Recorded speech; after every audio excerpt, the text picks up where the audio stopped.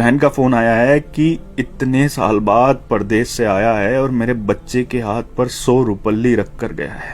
मेरे हाथ में किसकी कहानी है नहीं पता, लेकिन जिसकी भी कहानी है ना, दिल रोने लगा ये सुनकर। परदेसी की कहानी है। 10 साल हो गए थे परदेश में काम करते हुए। पहला साल कर्ज उतारने में और दूसरा तीसरा साल बहन की शादियों की भेंट चढ़ गया। चौथे साल कुछ करके आने का सोचा तो पापा की तबीयत खराब हो गई, नहीं आ पाया। यहाँ तक कि पापा दुनिया छोड़कर चले गए तब भी नहीं आ पाया। बूढ़ी माँ घर में अकेली थी। आने का सोचा लेकिन कोई बचत नहीं थी, तो फिर परदेश से हिम्मत नहीं हुई कि इतने साल परदेश में रहकर खाली हाथ कैसे जाऊं। लेकिन माँ की जिद और बहनों ने कहा कि भाई आ जाओ, हमें कुछ नहीं चाहिए, बस आ जाओ कहा तो हिम्मत बढ़ी।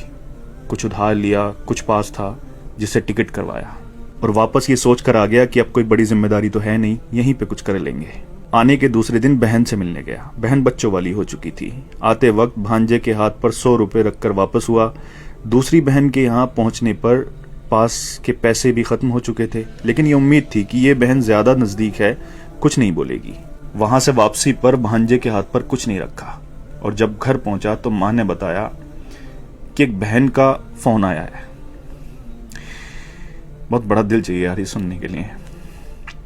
एक बहन का फोन आया है कि इतने साल बाद परदेश से आया है और मेरे बच्चे के हाथ पर 100 रुपल्ली रख कर गया है।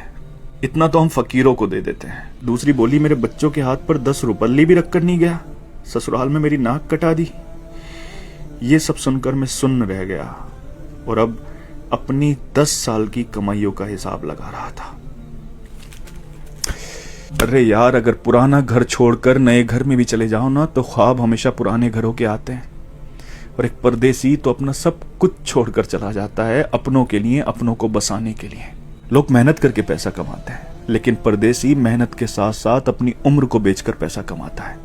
किसी खुशियों में नहीं आ पाता, किसी की मैयत में नहीं आ पाता। सच पूछो तो हमारे सीने में दिल किस तरफ है ना, ये एक परदेसी ही बता सकता है। क्योंकि जब वो अपनों को छोड़कर जाता है ना तो सीने में वही तकलीफ होती है जहां दिल होता है। जुल्म नहीं करते अपने लोग ये कहकर कि तुमने परदेश में रहकर हमारे लिए किया ही क्या है। अरे कसम खुदा की अगर तुम्हें एहसास हो जाए, अंदाजा लग जाए ना कि उसने परदेश में रहकर तुम्हारे लिए क्या किया है, तो इस जबान को कटवाना पसंद करोगे, लेकिन कभी उसकी कुर्बानियों के खिलाफ बोलना पसंद नहीं करोगे। सच कहते हैं जिसका दर्द होता है उसकी तकलीफ को सिर्फ वही समझता है। परदेसी का दर्द सिर्फ वही समझ सकता है जिसने अपनों के लिए अपना घर छोड़ा हो।